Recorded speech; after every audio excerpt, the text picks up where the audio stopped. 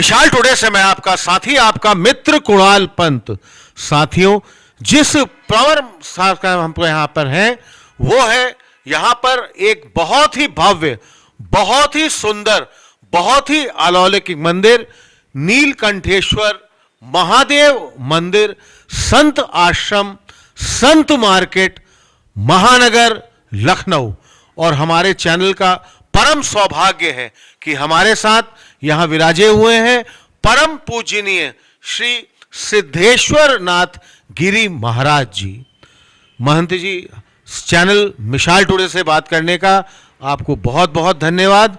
और हम आपके साथ जुड़े हुए हैं, लगातार बने हुए हैं।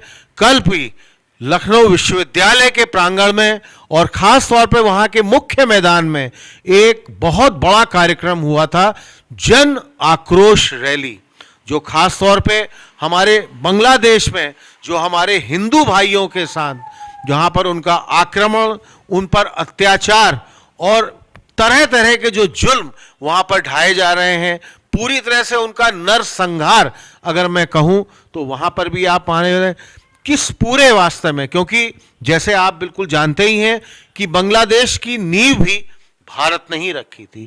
पूर्वी पाकिस्तान से टूट के बांग्लादेश बना और तब मुक्ति वाहिनी को यह पूरा प्रमुख कार्य सौंपा गया था। और आज अगर मैं बात करूं तो ये जो कार्रवाई जो सरकार मोहम्मद यूनुस ने, क्योंकि तख्ता पलटने के बाद जो वहां पर खास तौर पे शेख हसीना के साथ हुआ और उसके बाद से लगातार हमारे अपने हिंदू भाइयों में जो वहां पर अति जुल्म, जो वहां पर अत्याचार, आक्रमण, नरसंहार, क्या कहना चाहेंगे? देखिए, कल आपने जन आक्रोश रैली को देखा ही, लखनऊ विश्वविद्यालय जो संपादित किया गया, ये अत्यंत ही दुर्भाग्य का विषय है कि आज इतने व्यापक मात्रा में नरसंहार हो रहा है मनुष्यों का। आप देखिए हिंदुओं का किस तरीके से बांग्लादेश में नरसंहार हो रहा है, लेकिन हमारे भारत का शासक बिल्कुल भी इस पर एक शब्द नहीं बोल रहा है। भारत का शासन छोड़िए, जो राष्ट्र संयुक्त राष्ट्र है, आज वो भी नहीं बोल रहा है एक शब्द। तो ये निश्चित रूप से कहीं ना कहीं हिंदुओं के लिए बड़ा ही दुर्भाग्य का विषय है। अब वहाँ जो हो रहा है उसके लिए हम लोग इसलिए यहाँ प्रयास कर रहे हैं कि वहाँ के जो बांग्लादेशी हैं वो ये देख लें कि ऐसा नहीं कि हिंदू सो रहा है। हिंदू निश्चित रूप से जागृति अवस्था में है, जाग रहा है, और समय आने पर हिंदू वहाँ पे बांग्लादेश में स्वतः प्रवेश करके और अपने हाथ में वहाँ का कमान ले सकता है आने वाले समय में।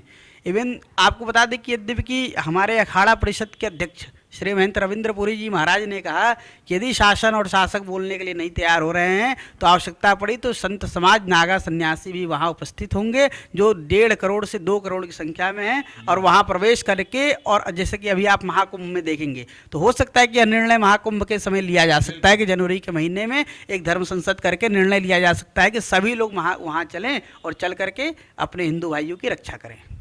आपने बहुत उचित बात बताई, और खास तौर पे जितना मैं समझ भी सकता हूं और जितना मैं भी जानता हूं, एक समय एक ऐसा था जब यहां पर पूरा जो है पाकिस्तान टूट के बांग्लादेश का पूरा हिंदुस्तान नहीं, अपने आप में भारतवर्ष नहीं, पूरा वो देश दिया।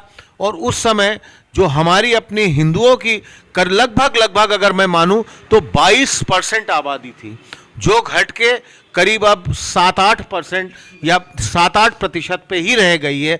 कहाँ 22% थी और कहाँ 7-8%।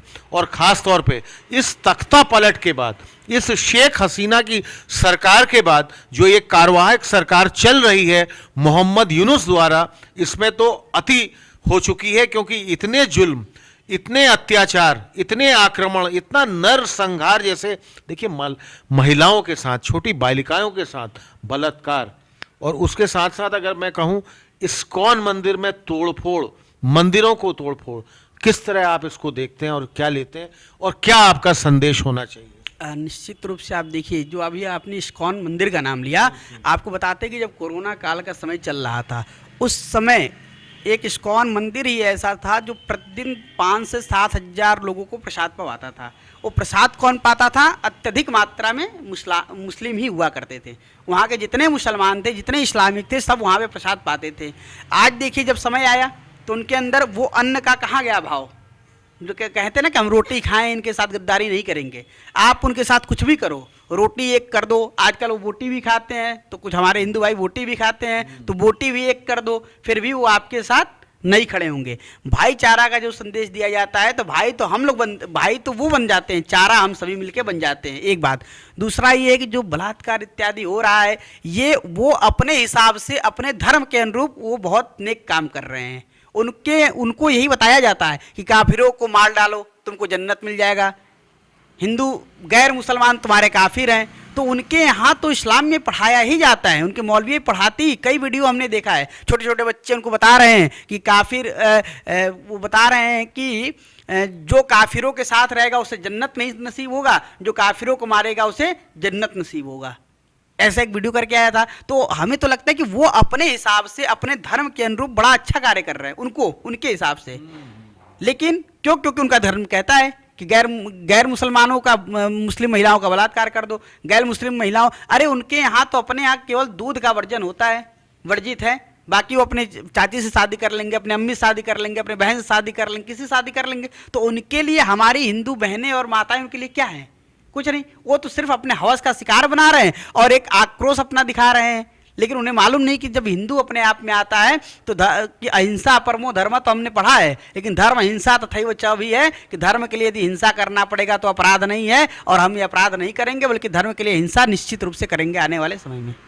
अब मेरा अंतिम प्रश्न आपसे इसी से जुड़ा हुआ है कि हमारे अल्पसंख्यक जो हिंदू भाई हैं वहां पर, और जो जितनी बुरी तरह से इस सरकार की तख्ता पलट के बाद जो एक कार्यवाहक सरकार ये बनी हुई है, रोज हम देख रहे हैं लगातार ये, अगर मैं जिस दिन से इस सरकार ने, मोहम्मद यूनिस ने अपना यहाँ पर लिया, उसके दिन प्रतिदिन ये नरसंहार, ये जितना भी वहाँ पर प्रजा और जितना भी जुल्म है, आक्रमण है, जितने भी वहाँ बढ़ते ही चले जा रहे हैं, इसका अंत कब होगा? महंत जी थोड़ा सा इस विषय पर जरूर आप प्रकाश डालें और बताएं हमको, हमारे अब हिंदू भाई कब वहाँ पर जागेंगे या उनको रोका जाएगा ये नरसंहार होने से? देखिए ऐसा है कि जब तक वहाँ जागने की स्थिति थी तब तक तो ये लोग भाईचारा बना रहे थे कि हमारे भाई, ये हमारे भाई, ये हमारे भाई, जो आज भी हिंदुस्तान में भी, भारत में भी हो रहा है कि यदि आप एक मुसलमान को गाली दे दीजिए या उसके विषय में कुछ अपशब्द कह दीजिए तो दूसरा बगल वाला हिंदू कहता है यार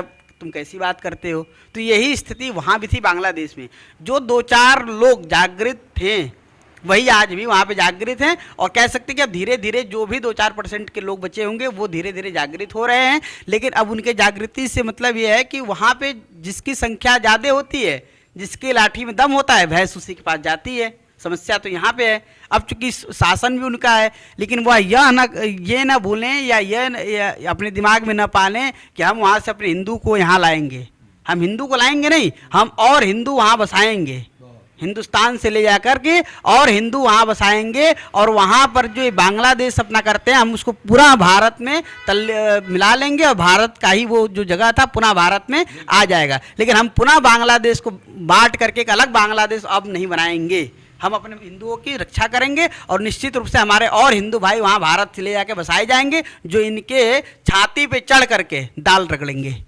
भारत सरकार से आपका कोई संदेश? निश्चित रूप से भारत सरकार से हमारा यही संदेश है कि आज मोदी जी एक पूरे विश्व के ऐसे नेता हैं कि जिनकी विश्व पटल पे लोग बात को सुनते हैं। तो निश्चित रूप से मुझे ऐसा लगता है कि यदि वो कहीं ना कहीं बांग्लादेश पे हो रहे अत्याचार के विरुद्ध यदि आवाज़ उठाते हैं, यदि कोई वो कदम उठाना चाहते हैं, तो आज के समय में वो सक्षम है। राफेल जैसे इंस्ट्रूमेंट को, इन्होंने राफेल जैसे यंत्रों को भारत में ले आए, कई हज़ार करोड़ रुपए लगा कर क्यों लाए? एक बार वहाँ राफेल को घुमा दीजिए जिससे कि लगे कि नहीं भारत है।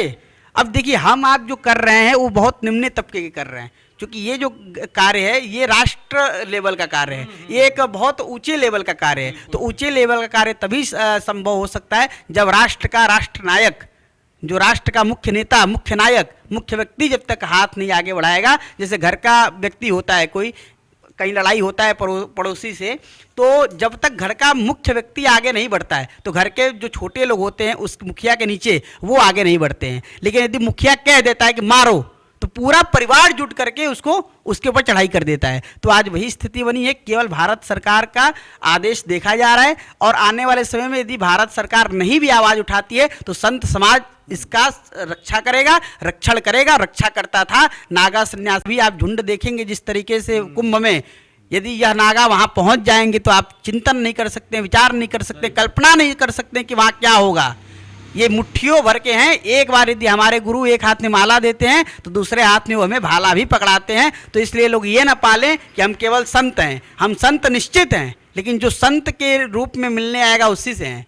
यदि कोई व्यक्ति अपने तीव्रता को लेकर के आएगा तो निश्चित रूप से अब हम क्या बताएं, उसको डंडा कर दिया जाएगा। बहुत बढ़िया आपने बात बताई और आपने बहुत अपने अच्छे सुझाव, बहुत विस्तार से, बहुत विस्तृत जानकारी दी।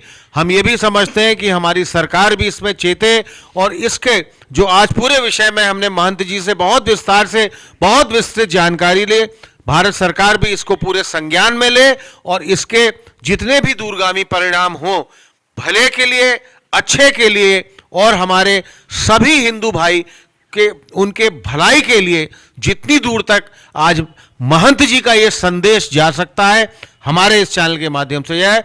बहुत बहुत धन्यवाद महंत जी हमारे इस चैनल से जुड़ने का। आपको बहुत बढ़िया आपने जानकारी दी, आपको बहुत बहुत हम बधाइयाँ देते हैं क्योंकि आपने इतने अच्छे गंभीर विषय को भी बहुत विस्तार से और बहुत विस्तृत और उसकी पूरी जो साझा करते हुए उस पूरे विषय को आपने पूरी अच्छी तरह, आपका बहुत बहुत धन्यवाद।